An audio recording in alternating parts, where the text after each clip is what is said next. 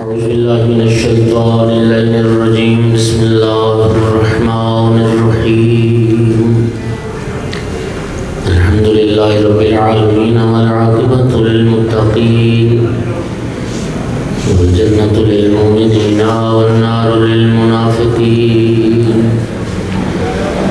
الحمد لله الذي جعلنا من المتمسكين بولاية علي بن أبي طالب وأولاده المعصومين.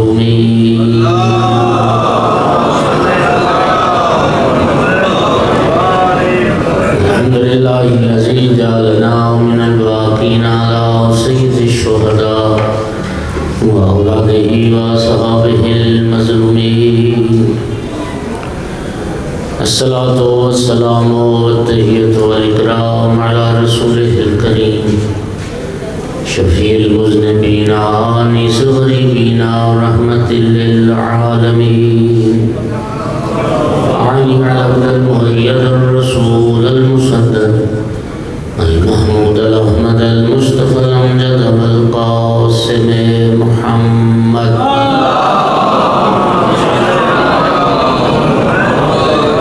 الصلاة والسلام والتحية والإكرام على آله الطيبين الطاهرين المعصومين المنتجبين المنتخبين المظلومين،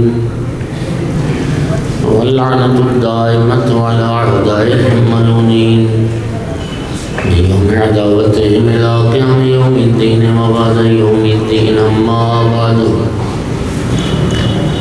فقال سبحانه وتعالى في كتابه المجيد: بسم الله الرحمن الرحيم. قل لا أسألكم عليه أجرا إلا المودة في القربى. صلوات.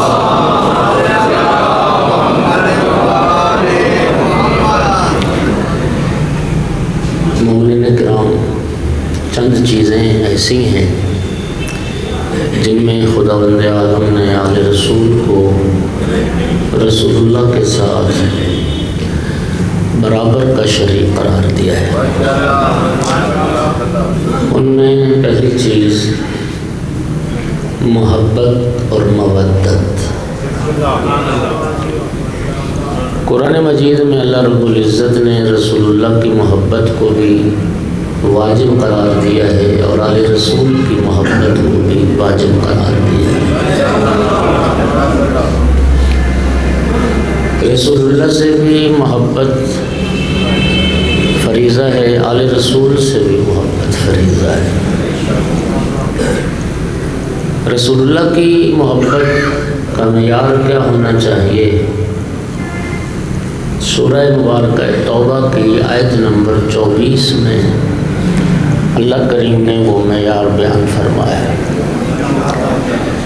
ارشاد رب العزت ہے: قل ان کان آباؤکم وابناؤکم واخوانکم وازواجکم وعشیرتکم واموال اقترفتموها وتجارة تخشون کسادها ومساکن ترضونها احب الیکم من اللہ ورسولہ وجہاد فی سبیلہ فتربصوا حتی یأتی اللہ بامرہ واللہ لا یہدی القوم الفاسقین. مومنین کرام، اس میں 8 چیزیں اللہ پاک نے اس آیت میں گنوائی ہیں. آپ وہ میرے ساتھ گنیے گا. ارشاد ہو رہا ہے: قل، کہہ دیجئے میرا محبوب میرے بندوں سے کہہ دیجئے، ان کان آباؤکم، اگر تمہارے آبا و اجداد ایک، وابناؤکم، تمہارے بیٹے تمہاری اولاد 2، واخوانکم، تمہارے بھائی 3، وازواجکم، تمہاری بیویاں 4، وعشیرتکم، تمہارا خاندان قوم قبیلہ 5، واموال اقترفتموها، جو مال تم نے اکٹھے کیے، جو سونا چاندی درہم دینار تم نے جوڑا. کتنے ہو گئے؟ 6.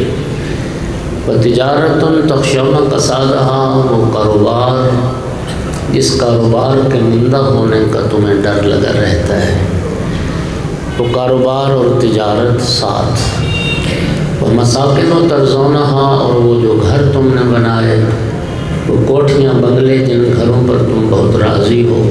8 یہ 8 چیزیں گنوانے کے بعد کیا فرمایا؟ محبوب میرے بندوں سے کہہ دو کہ یہ اگر 8 چیزیں احب الیکم من اللہ و رسولہ، اگر یہ 8 چیزیں تمہیں اللہ اور اللہ کے رسول سے زیادہ محبوب ہیں تو تم مومن نہیں ہو، تم فاسق ہو اور اللہ کے عذاب کا انتظار کرو۔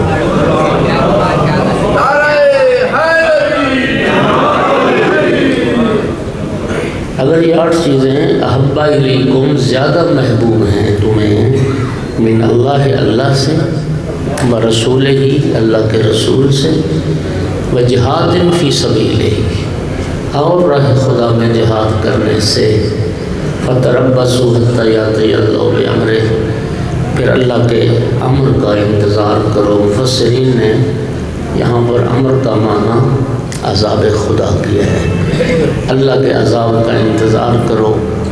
واللہ لا یہدی القوم الفاسقین، اور یاد رکھو اگر یہ 8 چیزیں رسول اللہ سے زیادہ محبوب ہیں تم فاسق ہو، اور اللہ فاسقوں کو کبھی ہدایت نہیں کرتا۔ اب مومنین آپ توجہ فرمائیں، اندازہ فرمائیں کہ دنیا میں غالباً انسان کی جو محبت کا محور اور مرکز ہیں یہی 8 چیزیں ہیں، اور غالباً انسان انہی چیزوں سے محبت کرتا ہے، ماں باپ سے محبت، اولاد سے محبت، بہن بھائیوں سے محبت، بیویوں سے محبت، خاندان قوم قبیلہ اچھا لگتا ہے، جو مال انسان جمع کرتا ہے وہ بڑا پیارا ہوتا ہے، اور اسی طرح جو کاروبار انسان سیٹ کرتا ہے وہ بڑا محبوب ہے، گھر انسان بڑی مشقت محنت سے بناتا ہے، گھر پیارے ہوتے ہیں۔ لیکن اللہ پاک نے معیار یہ بیان فرمایا کہ دنیا کی ہر محبت سے بڑھ کر محبت اگر میرے رسول سے نہیں ہے تو تم فاسق ہو۔ سبحان اللہ، نعرہ مومن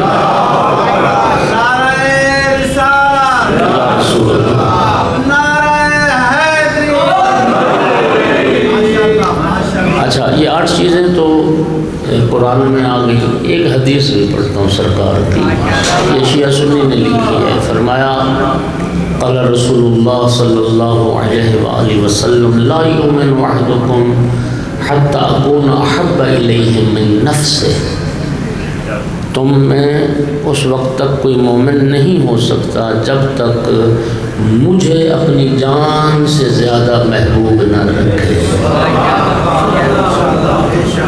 یعنی مومن وہ ہوگا کہ رسول اللہ کی ذات ہر شے سے زیادہ محبوب ہے، حتیٰ اس کی جان سے بھی زیادہ محبت رسول اللہ سے ہے، تو پھر تم مومن۔ توجہ ہوگی حضرات۔ اچھا اب جس قرآن نے رسول اللہ کی محبت کو واجب کیا ہے، ایک صحابی نے سرکار امیر المومنین سے سوال کر لیا، یا رسول اللہ آپ اپنی محبت کی کوئی علامت اور نشانی بیان فرما دیں جس سے ہمارے دلوں کو یہ اطمینان ہو جائے کہ ہم واقعی رسول اللہ کے محب ہیں، ہم واقعی رسول اللہ کے عاشق ہیں۔ جس طرح حضرت داؤد علیہ السلام نے حضرت داؤد علیہ السلام سے حضرت داؤد کی امت نے سوال کیا تھا کہ یا نبی اللہ، اللہ سے اللہ کی رضا کی کوئی علامت پوچھ کر بتا دیں تاکہ ہمیں یہ اندازہ ہو جائے کہ اللہ ہم سے راضی ہے، اللہ اپنی رضا کی کوئی نشانی بتا دے۔ حضرت داؤد علیہ السلام نے جب بارگاہ رب العزت میں بندگان خدا کا یہ سوال پیش کیا، یا اللہ تیرے بندے تیری رضا کی کوئی علامت پوچھتے ہیں، کوئی نشانی بتا دے جس سے بندوں کو پتہ چل جائے کہ اللہ ہم سے راضی ہے۔ ارشاد رب العزت ہوا داؤد میرے بندوں سے کہہ دو میری رضا کو معلوم کرنے کا طریقہ تو بڑا آسان ہے، میرے بندوں سے کہہ دو جو بندہ میری قضا پر راضی ہے میں اللہ اس سے راضی ہوں، جو بندہ رب سے راضی ہے اللہ اس سے راضی ہے۔ اب مومنین اگر اجازت دیں تو میں یہی سوال رسول اللہ کی خدمت میں کرنے لگا ہوں۔ یا رسول اللہ آپ بھی اللہ سے اللہ کی رضا کی، اللہ کے غضب کی کوئی نشانی پوچھ کے بتا دیں۔ جس نبی کا کلمہ ہم پڑھتے ہیں، میں اپنے آقا و مولا کی بات کر رہا ہوں، یا رسول اللہ آپ بھی اللہ سے پوچھ کے بتا دیں کہ ہمیں پتہ چل جائے کہ اللہ راضی کن پر ہے اور اللہ ناراض کن پر ہے۔ کس سے، یہ بڑی بات نہیں، اگر یہ پتہ چل جائے کہ اللہ کس سے راضی ہوتا ہے اور اللہ کس سے غضبناک ہوتا ہے تو بڑی بات ہے۔ تو پھر سنیے، میں حدیث وہ پڑھوں گا جو متفق علیہ ہے اور شیعہ سنی محدثین نے اپنے منابع حدیثی میں اس حدیث کو ذکر کیا ہے۔ نبی کریم صلی اللہ علیہ وآلہ وسلم نے اب وہ طریقہ بتا رہے ہیں کہ اللہ راضی کن سے، اللہ ناراض کن سے۔ فرمایا ان اللہ یغضب لغضب فاطمہ و یرضا لرضاہا۔ فرمایا جس پر بطول غضبناک ہو جائے اللہ اس سے غضبناک ہو جاتا ہے، اور جس سے سیدہ راضی ہو جائے اللہ اسی سے راضی ہو جاتا ہے۔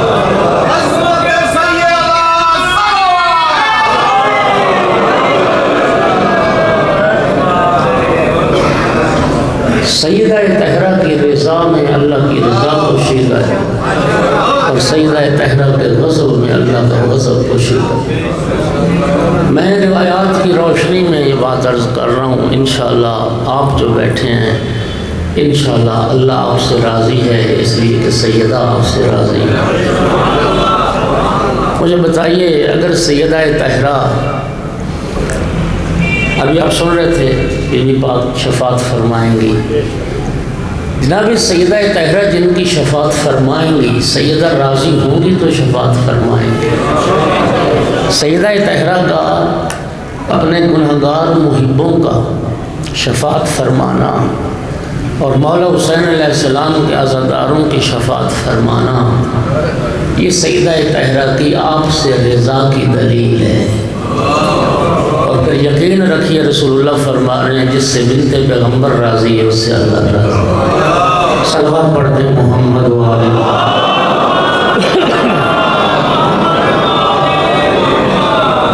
توجہ ہوگی حضرات؟ اچھا، اب آئیے میں وہ حدیث مکمل کروں۔ نبی پاک سے کسی نے سوال کیا، رسول اللہ آپ اپنی رضا کی، معذرت چاہتا ہوں، اپنی محبت کی کوئی نشانی بیان فرما دیں، ہمیں پتہ چل جائے کہ ہم واقعی رسول اللہ کے محب ہیں۔ جب سائل نے سوال کیا، مولا علی علیہ السلام پہلو میں تشریف فرما تھے، رسول اللہ نے مولا علی کے کندھے پہ ہاتھ رکھ کے فرمایا میری محبت کی نشانی میرے بھائی علی کی محبت ہے۔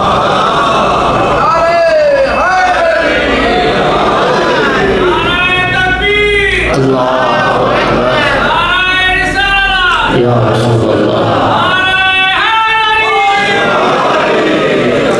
اور اب متفق علیہ حدیث پڑھتا ہوں، مولا امیر المومنین کو خطاب کر کے رسول اللہ نے فرمایا یا علی کذب من زعم انہ یحبنی ویبغضک، یا علی جھوٹ بولتا ہے وہ شخص مجھ سے محبت کا دعویٰ کرے اور تجھ سے بغض رکھے۔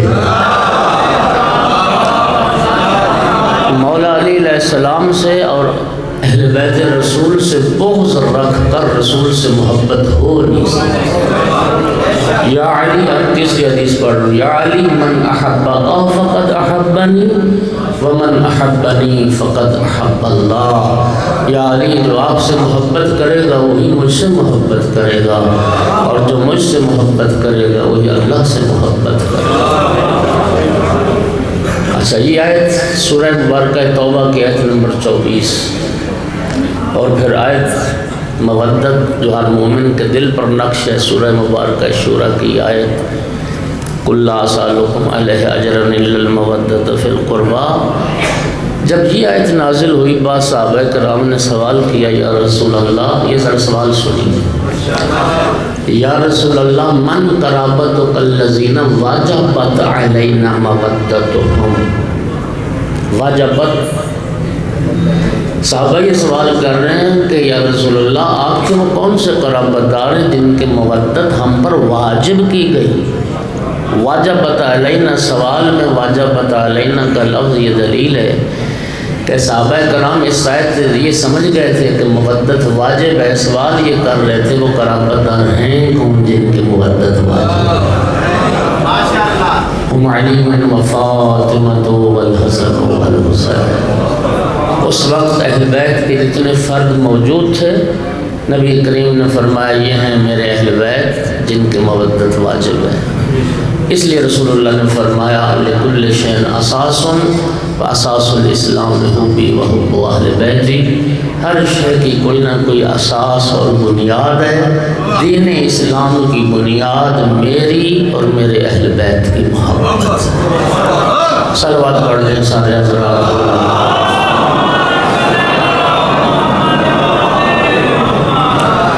آقا نے فرمایا طوبیٰ لمن احب اہل بیتی، طوبیٰ مبارک ہے اس شخص کے لیے، خوش بختی ہے اس شخص کے لیے جو میرے اہل بیت سے محبت کرے۔ حبی و حب اہل بیتی۔ اچھا پھر ہمارے پاس دو طرح کی احادیث ہیں، ایک سلسلہ احادیث ہے جس میں مطلقاً اہل بیت کی محبت کی بات کی گئی، ایک سلسلہ احادیث ہے جس میں اہل بیت میں سے ایک ایک فرد کی محبت کی بات کی گئی۔ توجہ فرما نہیں فرما، ایک ایک ہستی کی محبت۔ حبی و حب اہل بیتی نافع فی مئۃ من المواطن، معذرت چاہتا ہوں، نافع فی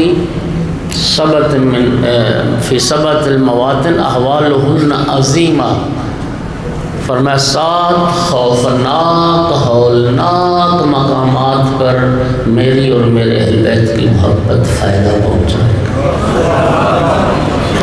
لیکن جناب سلمان فارسی کو خطاب کر کے جو رسول اللہ نے فرمایا نا اپنی لخت جگر جناب صدیقہ کبریٰ صلوات اللہ علیہ کی محبت کے حوالے سے، وہ حدیث بڑی عجیب ہے۔ فرمایا یا سلمان حب ابنت فاطمہ نافع فی مئۃ من المواطن وایسر تلک المواطن الموت والقبر والحشر والمیزان والصراط۔ اے سلمان میری بیٹی فاطمہ زہرا کی محبت 100 مقامات پر فائدہ پہنچائے گی، اور ان 100 مقامات میں سے جو آسان مقامات ہیں وہ موت کا مرحلہ، قبر کا مرحلہ، قبر سے اٹھائے جانے کا مرحلہ، جب اعمال تولے جائیں گے، جب میزان نصب ہوگا، جب پل صراط سے گزرنے کا موقع آئے گا، فرمایا یہ آسان مقامات ہیں، اگر آسان یہ ہیں تو پھر سخت کیا ہو۔ توجہ فرما رہے ہو؟ اللہ آپ کو سلامتی عطا فرمائے۔ ایک بات دوستو یاد رکھیں، اللہ پاک بخشش کے بہانے ڈھونڈتا ہے۔ وہ کیا خوبصورت جملہ، رحمت حق بہانہ میں جویت، بہانہ میں جویت۔ اللہ بخشنے کے بہانے ڈھونڈتا ہے، وہ کوئی قیمت نہیں مانگتا۔ میں 2 باتیں میری، ایک تو میں یہ عرض کروں گا، کسی بھی محب اہل بیت کے لیے، کسی بھی، بلکہ میں اس سے آگے بڑھ کے کہوں کسی مسلمان کے حوالے سے بھی جو آل رسول کا محب ہے، اس کی آخرت کا فیصلہ، اس کے جنت دوزخ کا فیصلہ کرنے کا تمہیں کوئی حق حاصل نہیں۔ کیا خیال ہے؟ ہمیں کوئی حق حاصل ہے؟ ہمارے پاس روایات ہیں کہ بظاہر ایک بندہ جس کا عمل ہمارے سامنے تھا وہ بڑا نیک متقی پارسا پرہیزگار تہجد گزار تھا، ہمیں کیا پتا کہ بوقت موت وہ حالت ایمان پر تھا؟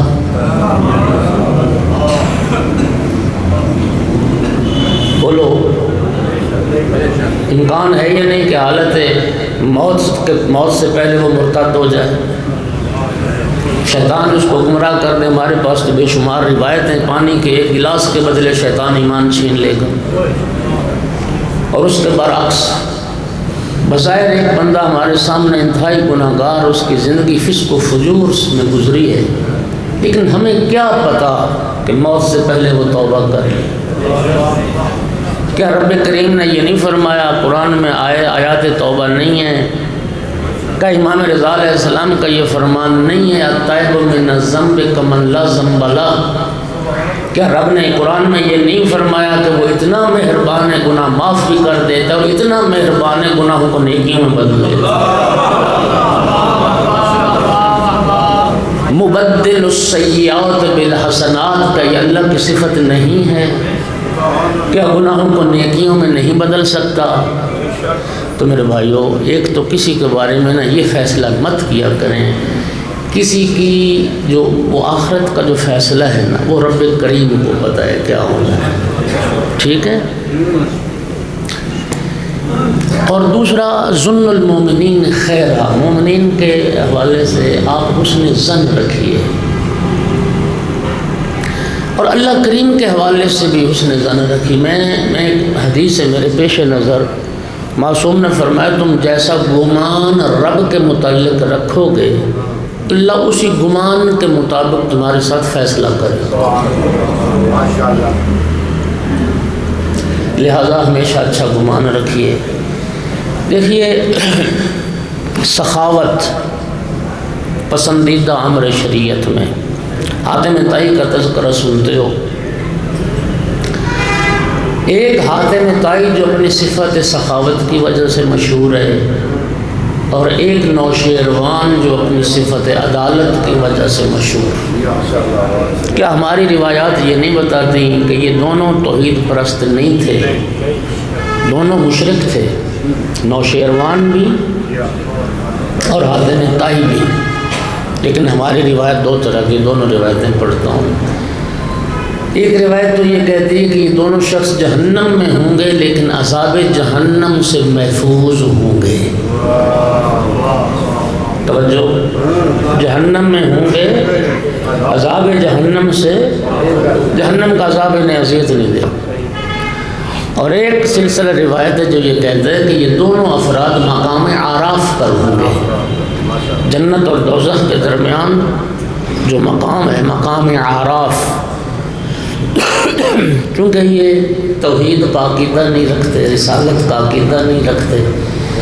اگر یہ موحد ہوتے، اگر یہ مسلمان ہوتے، اگر انہوں نے کلمہ پڑھا ہوتا تو جنت میں بلند مقام ہوتا، چونکہ جنت داخلے کی شرط ہے نہیں، اور ادھر ایک ایک صفت اتنی عظیم ان میں پائی جاتی ہے، ایک سخی ہے اور ایک عادل ہے، لہٰذا اللہ پاک ان صفات کی وجہ سے جہنم کے عذاب سے بھی بچائے گا۔ میرا بھائی، میں یہ کہتا ہوں کہ اگر صفت سخاوت اور صفت عدالت انسان کو جہنم اور جہنم کے عذاب سے بچا سکتی ہے تو آل رسول کی محبت جہنم کے عذاب سے بھی نہیں بچا سکتی۔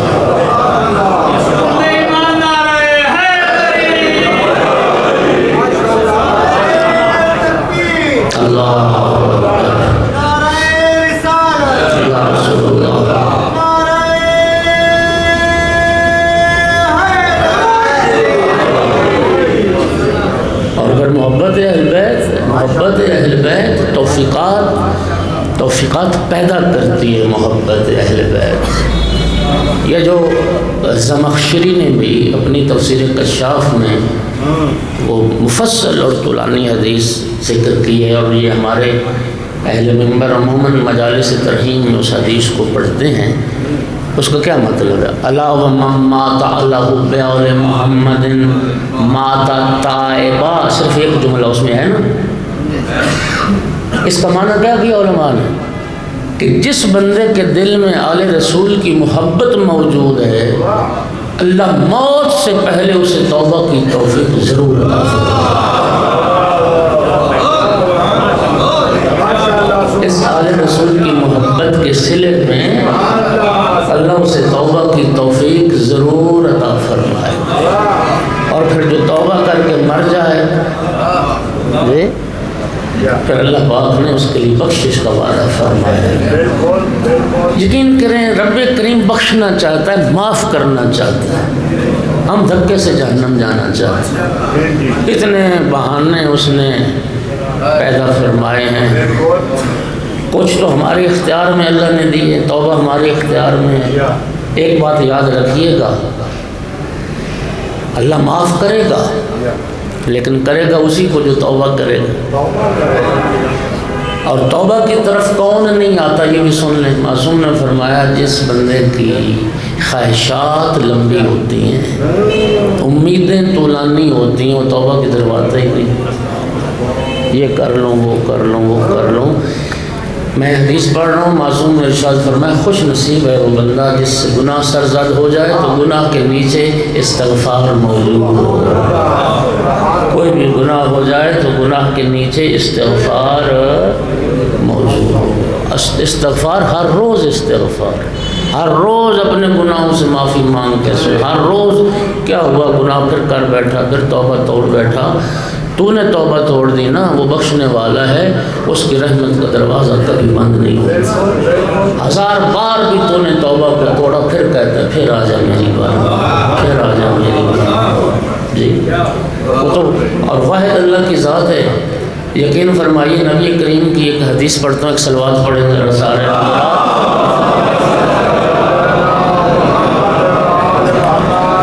سرکار نے ایک مثال بیان فرمائی. اب گھبرا تو نہیں رہے. سیاہ تاریک رات ہو، جنگل کا سفر ہو، جنگل کے سفر میں ڈاکہ پڑ گیا، تمہاری سواری لٹ گئی، تمہارا زاد و راحلہ گیا، جو مال اسباب متاع وہ بھی لٹ گیا، بیوی بچے تیرے ساتھ، رات اور جنگل. کتنا پریشان ہوگا انسان. پھر رسول اللہ نے فرمایا عین اسی پریشانی کے عالم میں تمہارا سارا لوٹا ہوا مال بھی واپس مل گیا اور تمہارا زاد و راحلہ بھی واپس آ گیا، پھر کتنا خوش ہوگا انسان. رسول اللہ فرماتے ہیں اتنی اس بندے کو خوشی نہیں ہوتی جتنی رحمان کو کسی کے توبہ کرنے سے خوشی.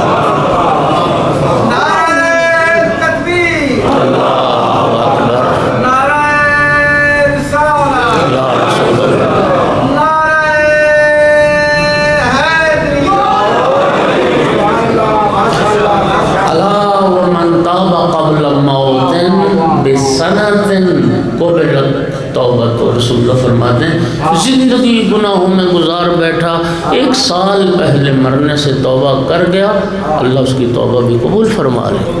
پھر فرمایا یہ سال تو مدت بڑی زیادہ ہے. الا ومن تاب قبل الموت بشہر قبلت توبۃ. 1 مہینہ پہلے مرنے سے کوئی توبہ کر لے اللہ اس کی توبہ بھی قبول فرما لیتا ہے. پھر فرمایا نہیں مہینے کی مدت بھی بڑی زیادہ ہے. الا ومن تاب قبل موتہ بیوم قبلت توبۃ. موت سے 1 دن بھی پہلے اگر کوئی سچی توبہ کر لے اللہ اس کی توبہ کو بھی قبول کر کے اس کے سارے گناہ معاف کر دیتا ہے. پھر فرمایا 1 دن کی مدت بھی زیادہ ہے، اس کی ذات اس سے بھی زیادہ مہربان ہے. الا ومن تاب قبل موتہ بلحظۃ قبلت توبۃ. مرنے سے 1 لحظہ پہلے بھی کوئی سچی توبہ کر لے رب اس کی توبہ کو بھی قبول فرما.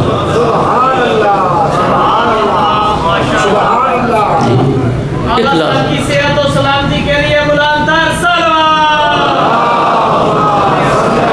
ذرا تصور فرمائیے 60-70 سال کی زندگی گناہ گناہ گناہ، معصیت معصیت معصیت. لیکن کیا فرمایا وَقُلْ يَا عِبَادِيَ الَّذِينَ أَسْرَفُوا عَلَىٰ أَنفُسِهِمْ لَا تَقْنَطُوا مِن رَحْمَةِ اللَّهِ. جنہوں نے گناہ کر کے اسراف کیا، اپنے نفسوں پر ظلم کیا، میری رحمت سے مایوس ہوں. 1 لحظہ بھی پہلے سچی توبہ کر لو گے رب معاف کر دے گا. توجہ چاہ رہا ہوں. اچھا دنیا میں فرما رہے معاف کرو اور آخرت میں اللہ اکبر.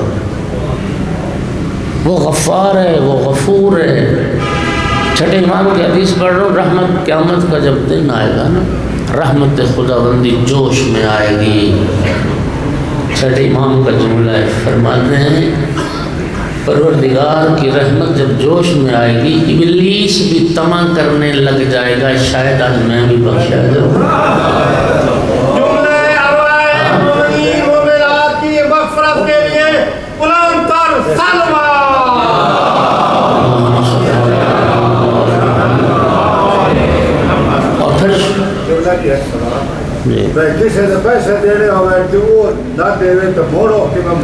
اس کا ایک الگ معاملہ ہے. وہ جب دیکھیے میری بات سنیے، اس کا جو حقوق العباد ہیں، شاہ صاحب کا سوال ہے حقوق العباد. حقوق العباد بڑے اہم ہیں. شہادت عظیم موت ہے. الشہادت تو کفارت کل ذنب الا الدین، حدیث میں صراحت سے موجود ہے. ہر گناہ کا کفارہ بن جاتی شہادت کی موت، قرض معاف نہیں ہوتی. یعنی بندگان خدا کے جو حقوق ہیں وہ جب تک صاحب حق معاف نہ کرے وہ اللہ بھی معاف. اب جو آپ کا سوال ہے اس کا جواب تفصیلی میں اپنے موضوع سے ہٹ جاؤں گا. قیامت کا جب دن آئے گا نا، یہ اللہ پاک وہ کیا کہتا ہے، مصالحت کروا دے گا. ہاں جی، جس نے لینے اس نے کسی کا کچھ دینا بھی ہوگا. رب فرمائے گا اس کے تو معاف کر دے، تیرے سے کہ تو معاف. لیکن اس کا یہ مطلب نہیں ہے کہ کوئی کسی کا حق کھائے. سب سے مشکل مرحلہ یہ ہے جو حقوق العباد کا مرحلہ. حقوق اللہ وہ غفور الرحیم ذات ہے، تیری میری لولی لنگڑی نمازوں کا وہ محتاج ہی نہیں ہے. توجہ کر رہے ہو؟ سب سے اہم معاملہ ہے حقوق العباد. بندہ کسی کا حق نہ کھائے، بندہ کسی کا، وہ جب تک صاحب حق معاف نہیں نہ کرے گا وہ اللہ بھی معاف نہیں کرے گا. یہ معاملات بڑے اہم ہیں. توجہ فرما رہے ہیں نہیں فرما رہے؟ یہ جو ہے نا حقوق العباد، شاہ جی آپ نے سوال کیا، یہ قیامت کے دن بھی اگر معاف ہوگا نا تو وہ صاحب حق کے معاف کرنے سے ہی معاف ہوگا. میں روایات ہیں، ابھی چلو انہوں نے بات کی تو میں اس کی تھوڑی وضاحت کرتا ہوں. دیکھیے وہ جو صاحب حق جس کا حق مارا گیا، اب قیامت کا دن آئے گا نا، اللہ پاک وہ کھانے والا بھی اگر مومن ہے، اللہ پاک فرمائے گا تیرے پاس اتنی نیکیاں نہیں ہیں، ہم تجھے جنت عطا کرتے ہیں تو اس کو معاف کر دے. کیا خیال ہے، معاف کرے گا یا نہیں کرے گا؟ یا اس سے کہا جائے گا تو اپنی نیکیاں اس کو دے دے، یا کہا جائے گا اس کے گناہ تو لے لے. تو کوئی نہ کوئی ایسا معاملہ ہوگا جب تک وہ صاحب حق معاف نہ کرے تو شہادت بھی اس کو معافی نہیں دلا سکتی. یہ معاملہ اپنی جگہ پر الگ ہے. لیکن جب قیامت کا دن آئے گا نا تو معافی کے اسباب بہت ہیں. خود شفاعت کا عقیدہ، آپ کیا سوچ، شفاعت کا عقیدہ کیا؟ من انکر الشفاعت فلیس منا. امام صادق علیہ السلام نے فرمایا جو شفاعت کا منکر ہے وہ ہم میں سے. اور مومنین ایک بات کی، ذرا میں بڑی جرأت کے ساتھ یہ حدیث پڑھنے لگا ہوں. اچھا، وہابیت کے مرکز میں ریاض الجنہ سے جب آپ نکلتے ہیں، مسجد نبوی ریاض الجنہ سے، وہاں اس میں محرابی دروازے پر بھی پیتل کے جلی حروف میں نبی پاک کی حدیث لکھی ہوئی ہے. قال النبی صلی اللہ علیہ وآلہ وسلم انما ادخرت شفاعتی لأہل القبائر من امتی. میں نے اپنی شفاعت کو ذخیرہ کر رکھا ہے امت کے ان افراد کے لیے جن سے گناہان کبیرہ سرزد ہوتے ہیں. توجہ، وہ بھائی دنیا میں توبہ کر گیا تو معاف ہو گئے نا.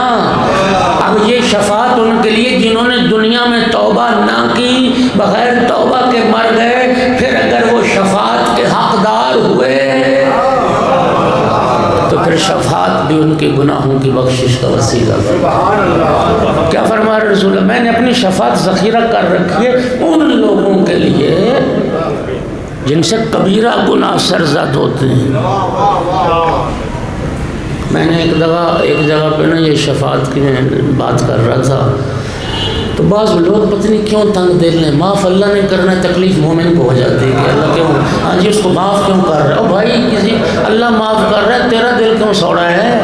تو کیوں تنگ ہو رہا ہے؟ رب معاف کر رہا ہے تو خوش ہونا چاہیے. رب معاف یار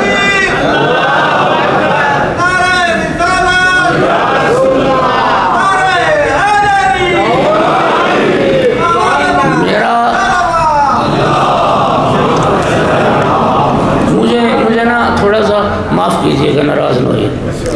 میں یہ سمجھتا ہوں کہ شاید ہم لوگ نماز پڑھ کے، یعنی کسی نے نماز پڑھی، روزہ رکھا، واجبات کی کوشش کی، جی ہاں میں یہ یاد کرنے لگا تو ایک بندے نے ساری زندگی گناہ کی، اللہ اس کو بھی کیوں معاف کر رہا ہے، اور میں اتنی نمازیں پڑھ کے اس کو نا اس کی معافی پر تکلیف ہو رہی یار اس نے زندگی میں کیا ہی کچھ نہیں، میں تو ساری زندگی نمازیں پڑھتا ہوں۔ اللہ کو بھائی تو شکر خدا کر، رب نے تجھے توفیق عطا کی، یہ رب کی نعمت کم ہے؟ یہ امام سجاد علیہ السلام کی دعا ہے یا نہیں؟ یہ گناہ سرزد ہوتے ہیں انسان سے جن کی وجہ سے اللہ کے ذکر کی لذت سے محروم ہو جاتا ہے۔ ائمہ کی دعاؤں میں دعا اللہم ازقنی حلاوت ذکرک، اے مومنین اور نمازی لوگ جو بیٹھے ہو، یہ تم پر رب کریم کا احسان ہے، رب نے اپنے ذکر کی لذت تمہیں آشنا کیا ہے اور اپنے ذکر کی مٹھاس تمہیں عطا کی ہے۔ تمہارا تو مقام بہت بلند ہوگا، اور جنت بھی کوئی ایک حال تھوڑا ہی یار جو جنت میں تیرا مقام ہے اس کا بھی مقام ہے، نہیں، ایسا نہیں ہے۔ جن کے رتبے ہیں سوا ان کے سوا مشکل ہے۔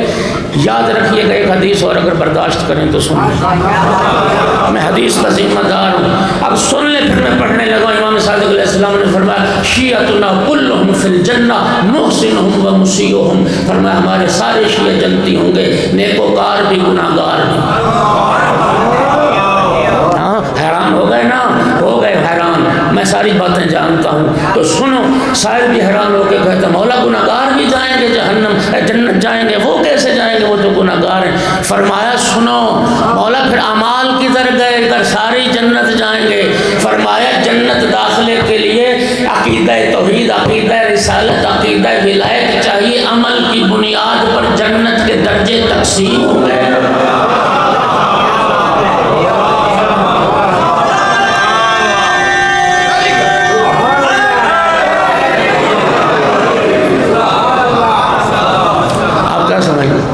ایک بندہ مومن ہے، نمازی ہے، اس کا درجہ بلند ہے، ایک تہجد گزار اس کا اور بلند ہے، ایک روزے دار اس کا اور بلند ہے، ایک مستحبی روزے رجب شعبان کے بھی رکھتا اس کا درجہ اور بلند ہے، ایک زائر مولا حسین اس کا درجہ اور بلند ہے۔ جتنی جتنی نیکیاں کرتے جاؤ گے اتنے تمہارے درجے بھی تو بلند ہوتے ہیں۔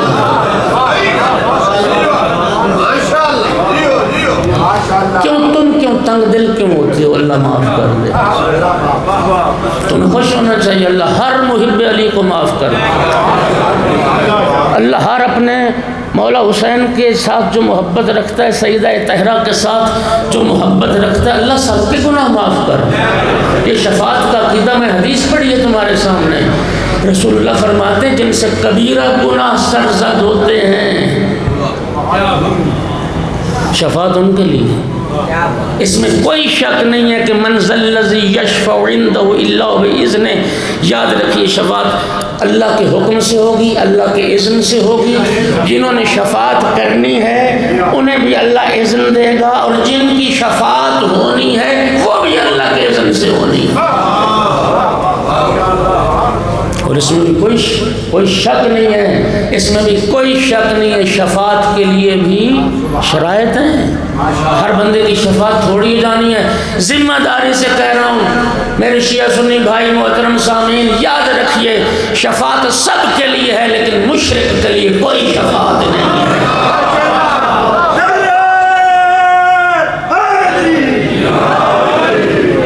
اللہ کیوں؟ یہ رب کا وعدہ ہے۔ سورہ نساء میں دو مقام پر یہ آیت ہے، سورہ نساء میں ان اللہ لا یغفر ان یشرک بہ ویغفر ما دون ذلک لمن یشاء۔ اللہ ہر گناہ معاف کر دے گا جس کا چاہے گا، لیکن شرک کو معاف نہیں کرے گا۔ یہ بھی میں اپنی طرف سے کتاب ہے، قرآن وہ کتاب ہے جو در سے انقلاب ہے، جو اسوہ رسول ہے، ہمارا وہ رسول ہے، علی کا طرز زندگی منافقت کی موت ہے۔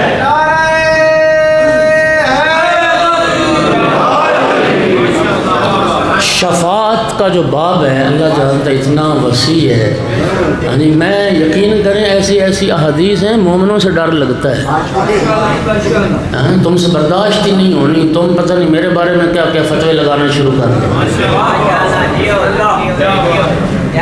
شفاعت کا باب، ایک ایک ہستی کی شفاعت، امام حسین علیہ السلام وہ ہستی ہیں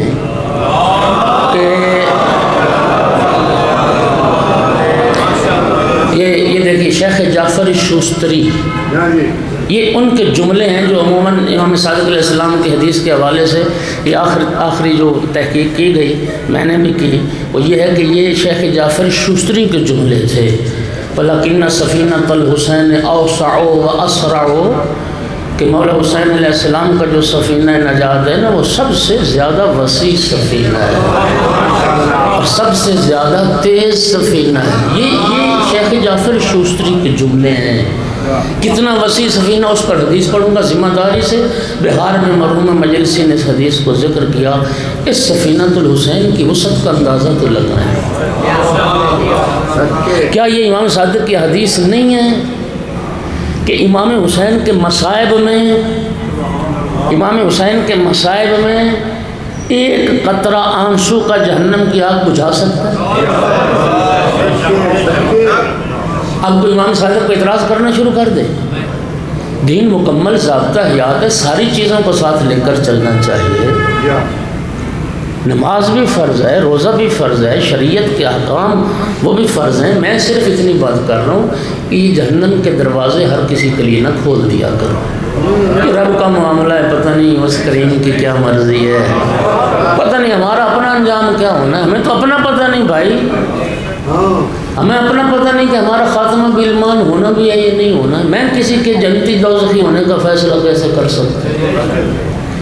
مرحوم مجلسی فرماتے ہیں امام حسین علیہ السلام کی شفاعت کا جو چیپٹر، اس میں ایک حدیث سنیں، فرمایا جب قیامت کا دن آئے گا نا تو 1000 صف ہوگی میدان قیامت میں گناہگاروں کی۔ کتنے؟ 1000 صف، اور ایک ایک صف لمبی کتنی؟ مابین المشرق والمغرب، اور ایک ایک صف میں کتنے گناہگار کھڑے ہیں وہ رب کریم ہی جانتا ہے کتنے گناہگار کھڑے۔ چھٹے امام سے یہ حدیث فرماتے ہیں اس 1000 صف میں سے 999 صف گناہگاروں کی تنہا مولا حسین کی شفاعت سے بخشے جائے۔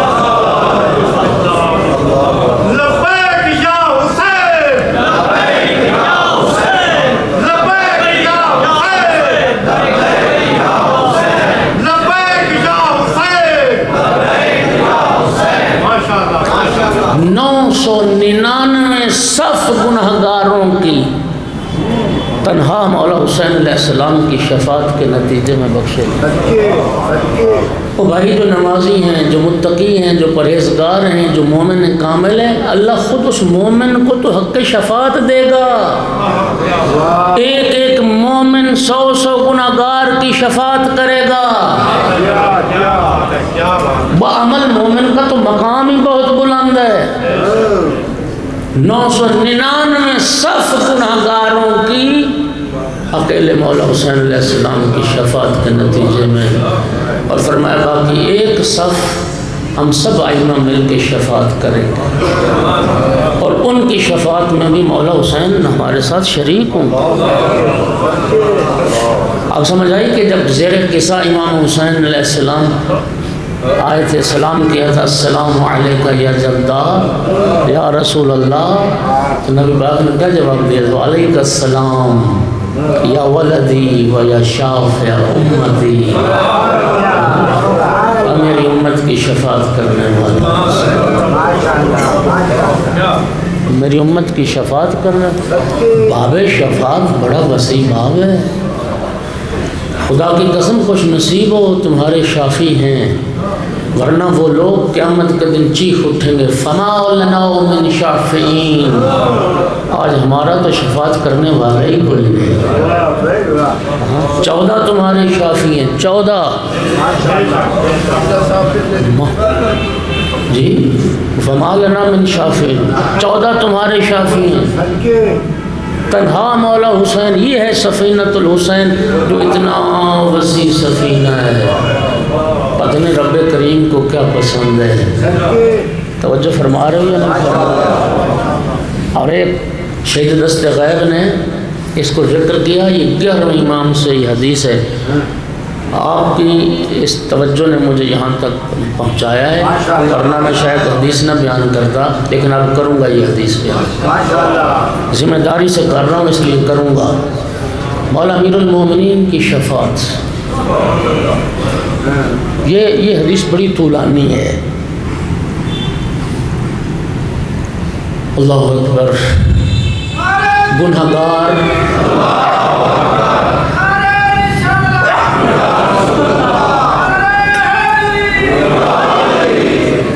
امام عسکری علیہ السلام سے حدیث ہے، جب مولا امیر المومنین کے گنہگار محب. اچھا ایک بات کی میں وضاحت کر دوں، میں بات کرنے لگا تھا، شاہ جی نے سوال کر دیا. ایک جگہ میں یہ شفاعت کے موضوع پہ گفتگو کر رہا تھا تو ایک مومن کو شاید اچھا نہ لگا، کہنے لگا شاہ جی پھر تو لوگ تو واجبات کو اہمیت ہی نہیں دیں گے. میں نے کہا یہ تو پھر اپنے اپنے سوچ کی بات ہے، پھر تو قرآن سے توبہ والی آیات بھی نکال دینی چاہیے. بولو، توبہ والی آیات یہی اللہ کی رحمت کو نہیں بتا رہی کہ 100 سال بھی تم گناہ کرتے رہے، اللہ فرماتے ہیں مایوس نہ ہو، سچی توبہ کر لو. پھر وہ رحمت والی آیات، وہ بخشش والی آیات ساری نکال دینی چاہیے. یہ تو برداشت کرنی اپنی ہے. ایک بات ذہن میں ضرور رکھیے، شفاعت کا عقیدہ، چلو سنیے میں کیا عرض کر رہا ہوں. شفاعت کا عقیدہ گناہ پر جرت دلانے کے لیے نہیں ہے، شفاعت کا عقیدہ گناہگار کو مایوسی سے بچانے کے لیے ہے.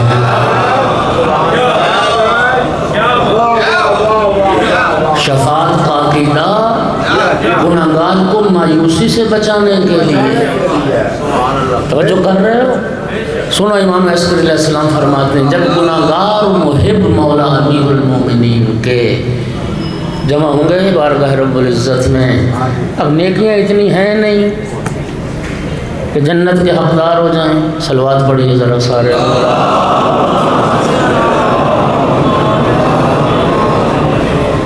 جی بس بھائی آ گئے، انتظار انہیں کا تھا. میں تو بحر المصائب تو یہ ہیں، میں تو 2 جملے ہی پڑھوں گا انشاءاللہ. بس یہ حدیث تو 2 جملے ذکر مصیبت. امام عسکری علیہ السلام فرماتے ہیں مولا علی علیہ السلام اپنے ایک عمل کا ثواب اپنے گنہگار شیعوں کو ہبہ فرما دیں گے. کیا فرمائیں گے؟ ایک عمل کا ثواب اپنے گنہگار شیعوں کو ہبہ فرما دیں گے، اور وہ عمل کا ثواب جب مولا علی کے ان گنہگار محبوں پر تقسیم ہوگا تو ہر کسی کا نامہ اعمال اتنا وزنی ہو جائے گا. رب فرمائے گا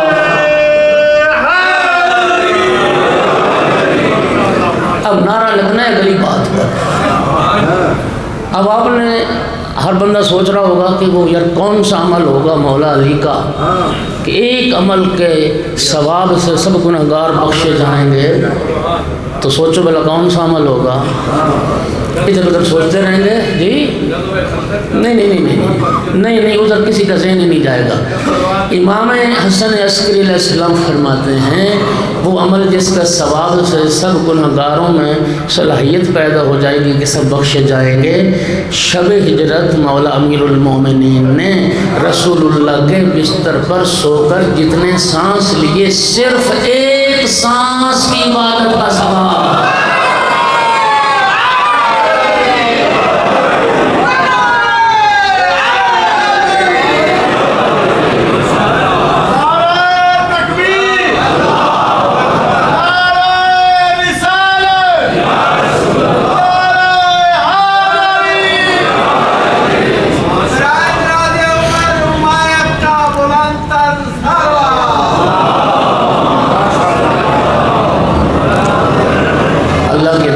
حفاظت کے لیے 28 رجب کو بہن بھائی نے اکٹھا سفر شروع کیا تھا.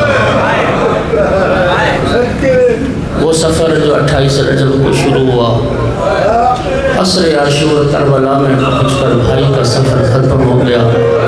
علی کی بیٹی کا سفر جاری رہا. عزادار اور دن چڑھا 11 محرم کا. عمر بن سعد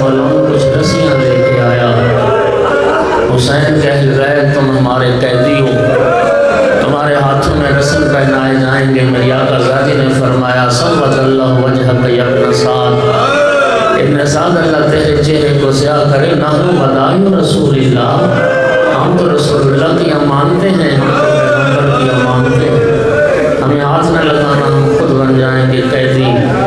خدا جانے ذریت رسول کے ہاتھوں میں کیسے رسم پہنائے گئے، کیسے قیدی بنایا گیا، اور جب بنا لیا گیا قیدی، نبی زادیوں کی سواری کے لیے بے پالان اونٹ لائے گئے۔ میرے لیے جملہ پڑھ لینا آسان ہے، تیرے لیے سن لینا آسان ہے، اس لیے کہ نہ میری بہن بیٹی کبھی بے پالان اونٹ پہ سوار ہوئی ہے، نہ تیری بہن بیٹی کبھی بے پالان اونٹ پہ سوار ہوئی۔ بدترین سواری اونٹ کی جس کے پلانوں کا حل نہ ہو۔ ایک تاریخی حقیقت سنو گے، حضرت ابو ذر مرد تھے رسول اللہ کے صحابی، حاکم شام نے بے پالان اونٹ پہ سوار کر کے حضرت ابو ذر کو شام سے مدینے بھیجا تھا۔ تاریخ کہتی جب ابو ذر مدینے پہنچے تھے تو رانوں سے گوشت غائب تھا، رانوں سے خون بہ رہا تھا۔ انسان تصور کرتا ہے تو دل تڑپتا ہے، کجا علی و بطول کی نفیس بیٹیاں اور کجا بے پالان اونٹوں کی سواریاں۔ میری آقا زادی نے جناب فضل نے سب بیویوں بچوں کو سوار کرنا شروع کیا۔ عزادار و آخر میں رہ گئی دو بیویاں۔ جناب فضل عرض کرتی آقا زادی آئیے میں آپ کو سوار کراتی ہوں۔ میری آقا زادی نے فرمایا اما فضل تمہیں میری ماں زہرا کے حق کا واسطہ، آج تو سوار نہ کر، آج میں تمہیں سوار کراتی ہوں۔ ہو گئی جناب فضل بھی سوار، کربل کے بن میں تنہا رہ گئی علی کی بیٹی۔ نظرت یمین و شمال، کبھی دائیں دیکھتی تھی کبھی بائیں۔ جب کوئی سوار کرانے والا نظر نہیں آیا، ایک مرتبہ فرات کا رخ کیا اور ایک جملہ فرمایا عباس زینب کو سوار کرا۔ مدینے سے کربلا تک تو مجھے سوار کراتا رہا، آج مجھے کوئی سوار کرانے والا۔ یہ جملے سنے تیرے بیمار امام نے سید الساجدین آگے بڑھے، عرض کی پھوپھی اماں کون رہ گیا سوار کرانے والا، کس کا انتظار کر رہی ہے؟ جو مدینے سے کربلا تک سوار کراتا رہا وہ فرات کے کنارے پر جو کٹوا کے سو گیا۔ سید الساجدین نے عرض کی پھوپھی اماں میں گھٹنے زمین پر ٹیکوں، آپ میری پشت کا سہارا لے کے سوار ہو گئے۔ بیمار کربلا نے گھٹنے زمین پر ٹیکے، میری آقا زادی بیمار بھتیجے کی پشت کا سہارا لے کے سوار ہو گئے۔ ظالموں نے اونٹوں کو اٹھایا، بس آخری جملہ ایک کستری رنگ کا اونٹ تھا جو ہر اونٹ کے منہ کے ساتھ منہ لگا کے اپنی بولی میں کچھ کہتا تھا۔ جب یہ اونٹ بولتا تھا تو باقی اونٹ روتے تھے، باقی جانور گریا کرتے تھے۔ میری آقا زادی نے جب یہ منظر دیکھا سید سجاد سے پوچھا بیٹا تو امام وقت ہے، جانوروں کی زبان جانتا ہے، بیٹا مجھے بتا تو صحیح یہ اونٹ آپس میں کیا باتیں کر رہے ہیں اور یہ جانور رو کے روئے؟ سید سجاد نے عرض کی پھوپھی اماں یہ جانور ایک دوسرے کو وصیت کر رہے آرام سے چل رہا، احتیاط سے چل رہا،